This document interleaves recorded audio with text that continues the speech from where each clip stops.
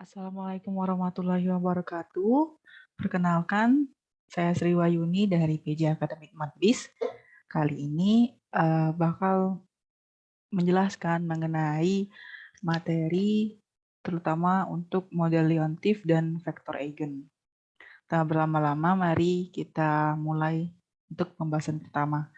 Nah, pembahasan pertama kita bakal bahas mengenai model Leontief.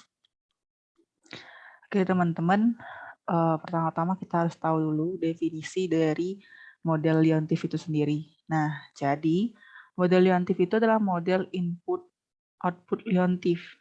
Model yang menggambarkan banyaknya input, teman-teman ya. Banyaknya input yang memenuhi permintaan konsumen. Jadi teman-teman SBM pasti udah nggak asing lagi sama yang namanya permintaan konsumen. Nah, permintaan konsumen itu tentunya harus dipenuhi. Dipenuhi dengan cara apa? Dengan cara kita mendapatkan input untuk menghasilkan output nantinya. Nah, maka dari itu, kita dengan model Leontief ini, kita melakukan yang namanya analisis dari input dan output. Nah, sebelum beranjak ke pembahasan matematika bisnisnya, teman-teman harus kuat dulu pemahaman apa itu input dan apa itu output. Nah, kalau input itu adalah barang yang dibutuhkan untuk menghasilkan barang lainnya. Nah, misal contoh mudahnya adalah misal kalau kita ingin membuat buku. Nah, apa sih input-input atau barang-barang yang dibutuhkan untuk membuat buku? Misal kertas, kita juga butuh tinta, dan lain sebagainya. Nah, outputnya itu adalah hasil dari proses pengolahan input. Jadi, dari adanya input, itu ada proses yang ada di tengah-tengah dan kemudian menghasilkan output. Output inilah yang itu buku tadi sebagai outputnya. Nah, misal di sini kita mempunyai model ekonomi sederhana. Nah, dari model ekonomi sederhana itu terdiri dari tiga sektor teman-teman, yaitu pertanian, manufaktur, dan jasa. Pertanian itu dilambangkan dengan A, itu bahasa Inggrisnya agriculture, jadi A. Terus ada manufaktur, M, manufacture. Terus jasa dilambangkan dengan S, service. Nah, secara umum, sebagian output dari sektor diserap oleh sektor lainnya, interindustri, dan sisanya memenuhi permintaan konsumen. Nah, dari ketiga sektor tersebut, kita bisa buat dalam bentuk matriks. Nah, ini kita bentuk ini A, ini M, ya teman-teman, ini S, terus ke bawahnya juga sama, secara vertikalnya, ini A, ini M, dan ini S. Nah, sisi vertikal yang ini, sisi vertikal yang ini namanya sisi vertikal ya teman-teman, itu menggambarkan input atau jumlah yang digunakan, yang dibutuhkan. Sedangkan sisi horizontal itu menggambarkan jumlah yang diproduksi. Nah, sebelum belajar vektor eigen lebih lanjut, kita harus bisa dulu baca suatu matriks permintaan konsumen input output ini. Nah, gimana cara bacanya? Itu dibacanya bisa per kolom gini ya teman-teman. Kita mulai dari kolom pertama. Nah, kolom pertama kan ini kan ada agriculture ya. Outputnya itu adalah agriculture. Nah, berarti untuk menghasilkan output satu unit produk pertanian itu membutuhkan 0,3 produk pertanian interindustri, itu maksudnya interindustri karena sesama industri itu membutuhkan. Terus kalau antar industrinya apa? Nah, 0,2 manufaktur dan 0,1 produk jasa. Mungkin kalau teman-teman masih bingung, lanjut ke kolom 2. Kolom 2 kita bakalan memproduksi manufaktur. Nah, untuk manufaktur ini output kan, horizontal itu output. Manufaktur kita butuh apa? Nah, kita butuh apanya kita lihat ke bawah. Inputnya apa? Nah, kita butuh input antar sektor itu adalah 0,4 pertanian, intersektor sama-sama manufaktur itu 0,3 dan 0,2 produk jasa. Dan begitu juga dengan kolom ketiganya. Untuk memproduksi produk jasa, butuhkan 0,1 produk pertanian, 0,1 produk manufaktur, dan 0,3 produk jasa. Gitu ya, teman-teman, gampang ya. Nah, sebenarnya model Leontief ini nggak terlalu banyak teori, jadi langsung aja ke contoh pertanyaan yang mungkin saja bisa muncul. Nah, harus diingat dulu ya soalnya ini. Ini aja deh. Soal kita punya yang ini. Ya, teman-teman. Oke, lanjut. Nah, pertanyaannya, berapa konsumsi produk jasa? Nah, konsumsi produk jasa ya, teman-teman. Untuk 100 juta barang manufaktur. Kita mau konsumsi produk jasa, untuk barang manufaktur. Maksudnya kita kita mau outputnya manufaktur. Nah, output manufaktur ini kita buat dengan membutuhkan input produk jasa gitu, teman-teman, cara bacanya. Berarti kita lihat ini manufaktur, kita mau produksi produk manufaktur dan menggunakan produk jasa. Nah, produk jasanya ada 0,2. Jadi gitu ya bacanya, teman-teman. Aku ulangi lagi. Kita mau berapa konsumsi? Berarti berapa sih yang kita butuhkan? Itu bahasa lainnya, alias input. Berapa sih input produk jasa untuk 100 juta produk manufaktur? Kita mau produksi produk manufaktur. Berarti kita perhatikan kolom kedua baris ketiga yang ini. Itu berarti 0,2 dikali 100 juta sama dengan 20 juta dolar. 20 juta dolar. Nah, terus pertanyaan kedua, berapa dolar barang yang dibutuhkan untuk produksi seluruh sektor di dalam model ekonomi tersebut? Nah, berarti kita butuh 0,2, 0,1, 0,2, dan 0,3 gitu.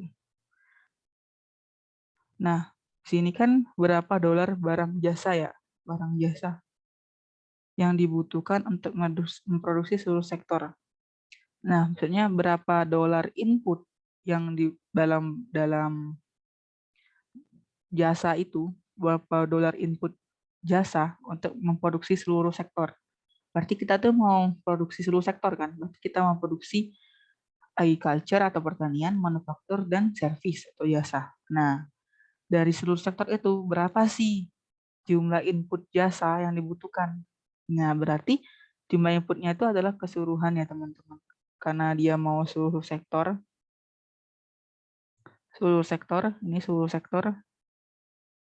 untuk untuk input berupa jasa. Berarti 0,2 ditambah 0,1 ditambah 0,2 ditambah 0,3 sama dengan 0,6 dengan nilai ekonomi sebesar 300 juta. Berarti didapatlah 0,6 dikali 300 juta dolar sama dengan 180 juta dolar. Nah, jadi gitu ya, teman-teman. Yang penting teman-teman bisa paham dulu apa itu interindustri, antar industri. Kalau interindustri itu berarti manufaktur dengan manufaktur. Ini ulang. Ini ya aku highlight karena inter tuh. Nah, ini yang namanya inter karena agriculture sama agriculture, manufaktur dengan manufaktur, dan jasa sama jasa. Nah, kalau yang selain itu namanya antar industri. Gitu ya, teman-teman. Keikut juga. Keikut. Kita iris dulu kali ya. Nah, pokoknya yang warna merah-merah ini berarti yang inter, selain yang itu berarti yang antar industri. Yang perlu diingat tadi bahwa yang horizontal ini adalah output, yang vertikal adalah input. Gitu ya, teman-teman. Gampang kan? Oke, mari kita lanjutkan. Nah, tadi kan baru dasar-dasarnya ya. Sekarang kita ada model input-output. Nah, model Leontief itu berupa persamaan matriks. Jadi model Leontief itu ada juga persamaan matriksnya yang menggambarkan output yang dibutuhkan pada permintaan konsumen. Nah, jadi bentuk input output itu matriksnya adalah demikian ya, teman-teman. Hapus dulu.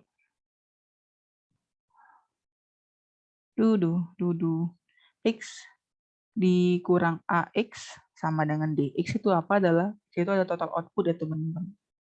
Atau quantity lah kita bisa tahu. AX itu konsumsi internal, dan D itu adalah matriks permintaan konsumen. Dan ingat ya teman-teman, X itu adalah total output, AX adalah konsumsi internal, dan D itu adalah matriks 1x1 yang merupakan matriks permintaan konsumen. Kalau teman-teman ingat matriks 1x1 tuh ini ya teman-teman. Maksudnya ada satu baris sama satu kolom. Namanya matriks 1x1. Lanjut ya. Nah, persamaan tersebut juga dapat digunakan untuk mencari tahu jumlah barang X yang diperlukan untuk memenuhi kebutuhan konsumen. Nah, maksudnya apa? Di sini kan ini kan dalam bentuk D ya, berarti di sini kita mencari D, mencari matriks permintaannya, rumusnya demikian. Nah, gimana kalau kita mau cari barang X atau mau cari total output lah untuk memenuhi kebutuhan konsumen? Berarti kita balik aja persamaannya itu, kita punya kan X dikurang AX sama dengan D. Berarti kita gimana caranya? Kita pecah perkaliannya. Ini adalah matriks identitas dikurang A dalam kurung X sama dengan D. Nah, X dikali matriks identitas tetap X karena sifatnya begitu. Dan X dikali A, ya benar, dan sama dengan D. Berarti X sama dengan inverse dari ini, karena dibalikkan ya teman-teman. 1 minus A inverse dikali D. Jadi gitu teman-teman, kalau kita ditanya untuk berapa sih total output yang dibutuhkan untuk memenuhi kebutuhan konsumen. Oke. Ini masih soal yang sama ya teman-teman. Oh, soal yang berbeda tapi dengan jenis yang sama. Ini kita punya 3 sektor sama seperti tadi. Itu pertanian A, manufaktur M, dan jasa S. Tapi angkanya berbeda dengan tadi. Ini kita lambangkan dengan A. Terus ini M. Dan ini S. Ini A. Ini M. Dan ini S. Oke. Nah, kalau tadi kan kita cuma menganalisis mau outputnya apa, terus butuhnya input apa, kalau input apa bisa produksi apa. Tapi sekarang kita mencoba untuk menggunakan soal dengan model Leontief yang dijelaskan barusan tadi. Nah, pertanyaannya yang pertama, tentukan total output seluruh sektor untuk memenuhi permintaan konsumen sebesar 100 juta produk pertanian, 80 juta produk manufaktur, dan 50 juta produk jasa. Nah, tentukan total output untuk memenuhi permintaan konsumen sebesar 100 juta produk pertanian, sekali lagi 80 juta produk manufaktur dan 50 juta produk jasa. Nah, dari situ kan kita harus misalkan dulu produk pertanian itu sebagai X, produk manufaktur sebagai Y, dan produk jasa sebagai Z. Nah, dari situ kita kan tahu ya, kalau permintaan konsumen itu adalah ini, dan ini. Nah, permintaan konsumen itu adalah D, kayak aku udah jelasin sebelumnya. D itu melambangkan produk permintaan dengan matriks 1x1, tapi ini sebenarnya bisa itu biasanya teman-teman, tapi sebenarnya bisa juga matriks 3x1, yang penting dia tuh punya kolomnya 1 gitu. Nah, berarti 100, 80, dan 50. Nah, dari situ kita bisa cari X sama dengan matriks identitas dikurang A inverse dikali D, karena yang kita cari adalah dia minta adalah total output ya teman-teman. Total output dengan jika permintaannya sekian. Ya udah, kita matriks identitas. Mungkin kalau teman-teman nggak tahu apa itu matriks identitas, jadi matriks identitas itu benar-benar matriks esen baris reduksi, yang mana kalau ada satu utama, di sini satu utama, di sebelahnya semuanya 0, terus kalau sudah ada satu utama di sebelah kiri, maka satu utama baris keduanya adalah lebih kanan daripada satu utama baris sebelumnya, dan seterusnya juga. Dan kalau udah ada satu utama, berarti baris lainnya itu 0. Nah, itu satu utama. Sebagai itu adalah matriks identitas. A-nya yang ada di soal diinverskan, itu barulah dikali dengan 150 dan 80. Dapatlah hasil inverse dari sini. Teman-teman lupa cara melakukan inverse, bisa dicek-cek lagi video-video sebelumnya untuk melakukan inverse pada matriks dengan menggunakan operasi baris elementer. Dapatkanlah hasilnya 1,43, 0,57, 0,29, 0,54, 1,96, 0,36, 0,36, 0,64, dan 1,57. 180 dan 50. Nanti ini dikalikan saja seperti biasa, yang mana baris dikali kolom, sehingga ini didapatkan ya teman-teman. Untuk memenuhi permintaan konsumen itu diperlukan 203,1 juta produk pertanian, 228 juta produk manufaktur, dan 165 juta untuk produk jasa. Jadi gitu ya teman-teman, gunakan rumus yang ada aja. Yang penting kita bisa menganalisis soal itu diketahui apa dan bertanya tentang apa. Oke, nah selanjutnya kita mencari konsumsi internal. Nah, kayak udah aku bilang tadi, konsumsi internal itu dilambangkan dengan AX. Nah, rumus dari konsumsi internal itu adalah AX, X dikurang D. Di X dikurang D itu kita udah dapat X-nya ini, dan D-nya yang ini yang ada di atas. Dapatkanlah hasil 103,1, 148,8, dan 115,3. 103,1 itu untuk produk pertanian, 148,8 untuk produk manufaktur, dan 115,7 juta untuk produk jasa. Oke. Semoga teman-teman paham tentang materi model liantif. Jadi untuk pembahasan soal yang lebih lanjut bisa dicek di video soal. Oke. Selanjutnya kita membahas satu lagi materi untuk kali ini.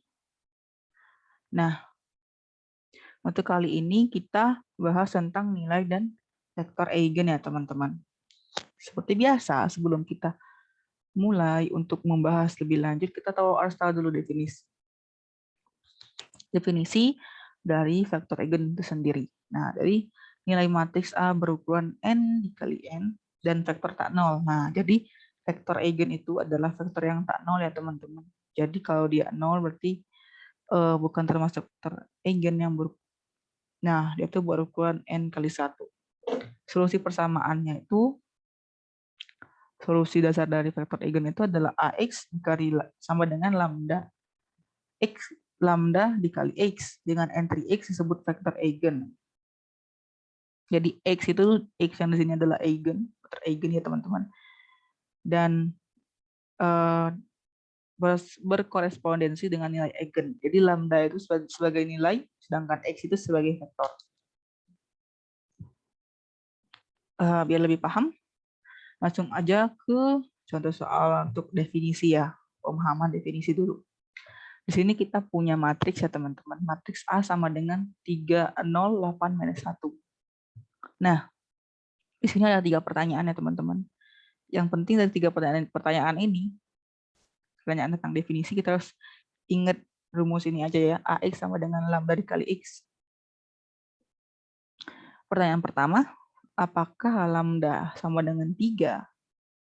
Nilai eigen dari A dan X sama dengan 1, 2 vektor eigen yang berkorespondensi dengan lambda tersebut. Maksudnya berkorespondensi itu berarti saling terkait, saling berkaitan gitu ya teman-teman. Oke, dari lambda dikali X, A dikali X sama dengan lambda dikali X. Kita cari dulu A dikali X-nya, teman-teman. Yaitu 3, 0, 8, 1 dikali 1, 2.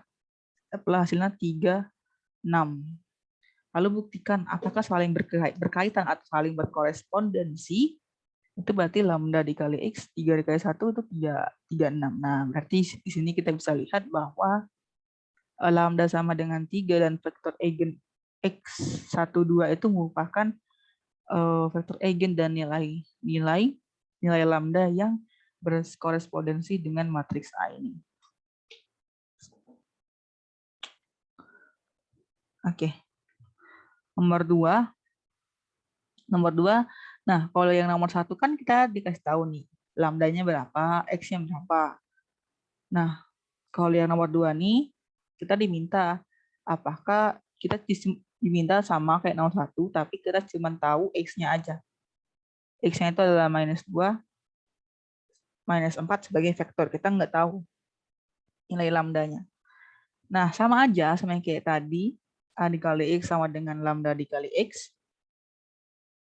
Kalikan seperti biasa, dapatlah hasilnya -6, -12 sama dengan lambda -2, -4. Nah, gimana sih cara supaya yang di kiri sama dengan yang di kanan? Berarti lambdanya harus 3 ya, teman-teman. Nah, sehingga dapat berkorespondensi. Lambdanya harus sama dengan 3. Di sini 3. 3 kali -2 itu -6. 3 kali -4 itu adalah -12. Berarti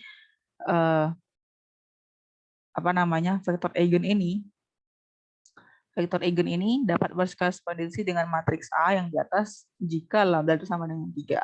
Gitu. Terus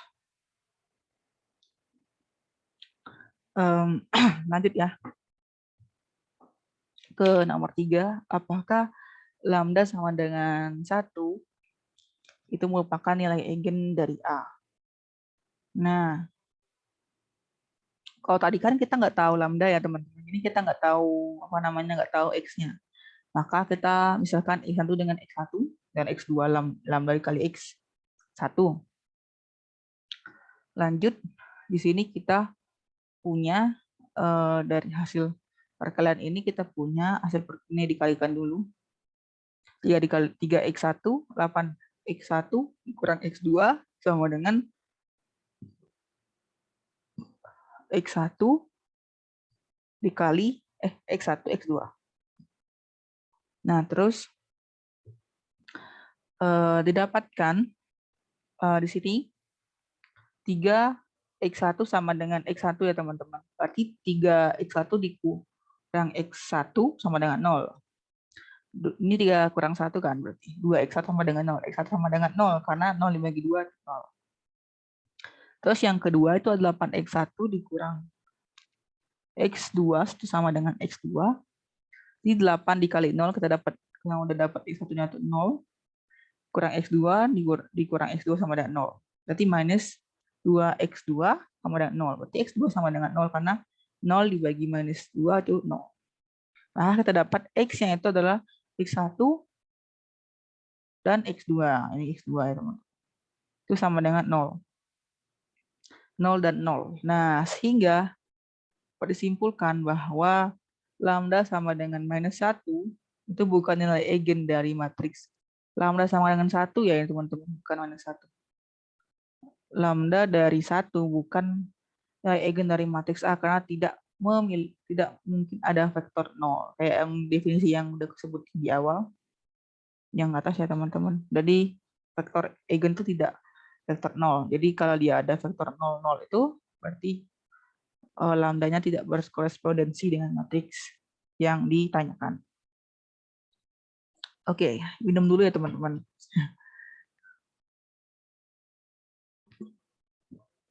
Oke. Nah, udah nih kita tahu tentang definisinya. Contoh soal untuk definisi. Nah, terus vektor eigen ini dan nilai eigen ini punya persamaan karakteristik. Persamaan karakteristiknya itu didapat dari persamaan awal yang tadi ya, definisi tadi ya. Itu AX sama dengan lambda X AX dikurang lambda X sama dengan 0. Berarti kita punya A dikurang lambda dikali matrik identitas, karena kalau dikali matrik identitas kan tetap dikali X sama dengan 0. Karena vektor X tidak boleh 0, maka haruslah determinan dari A dikurang lambda kali matrik identitas sama dengan A0. Jadi kita dapat persamaan karakteristiknya ini ya teman-teman. Kalau nggak mau pusing, pokoknya ingat ini aja teman-teman sebagai identitas dari sebuah matriks. Oke.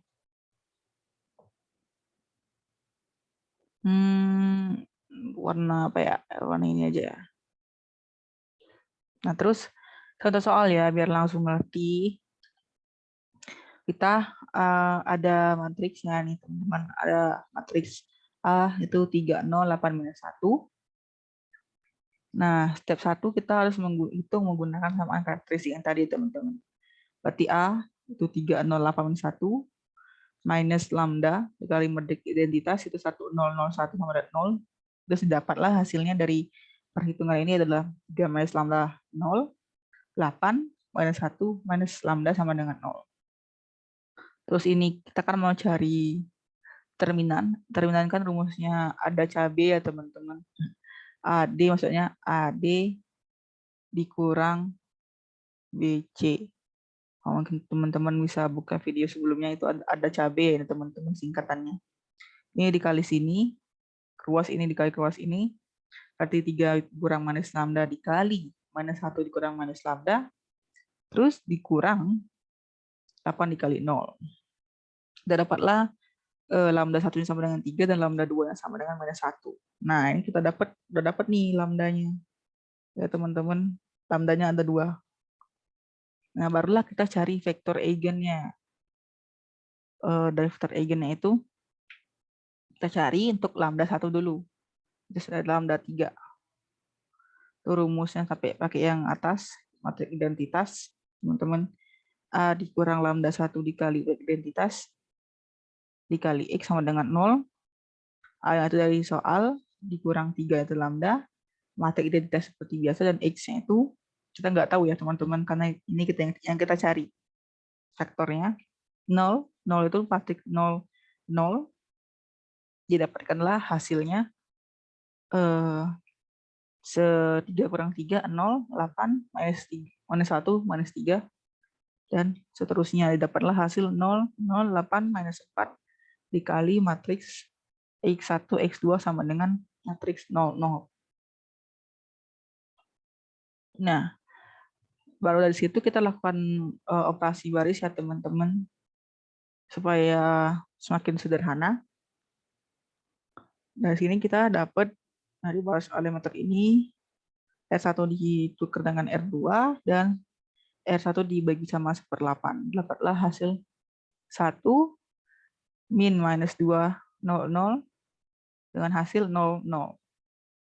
Kita dapatlah ini X1 dikurang setengah min setengah X2 sama dengan 0, 0.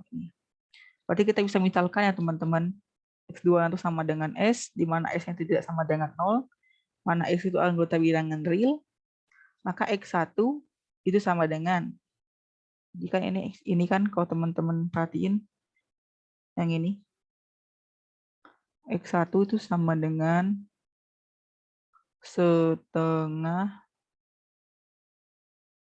X2. Berarti karena X2 yang ada di misalkan dengan S, berarti X1 sama dengan setengah X2 sama dengan setengah S. Di sini kita dapat X1 sama dengan setengah S dan X2-nya adalah S. Jadi kita dapatkan vektor eigen untuk lambda sama dengan 3 itu adalah setengah S untuk X1-nya dan S untuk X2-nya, di mana S tidak sama dengan 0 dan X adalah anggota bilangan real. Nah, untuk teman-teman biar latihan, coba teman-teman untuk cari vektor eigen untuk lambda 2 dengan yang minus 1 tadi, yang tadi udah dapat di atas. Yang ini dengan menggunakan cara yang sama pada step 2 untuk mencari vektor eigen. Ya, mungkin kalau teman-teman mau tahu lagi variasi soal dari model Leontief dan vektor eigen, karena kadang-kadang soalnya itu bervariasi dengan konsep yang sama, bisa dilihat di video soal dan pembahasan. Mungkin begitu saja ya teman-teman. Semoga teman-teman paham. Diulang-ulang lagi videonya. Oke. Assalamualaikum warahmatullahi wabarakatuh.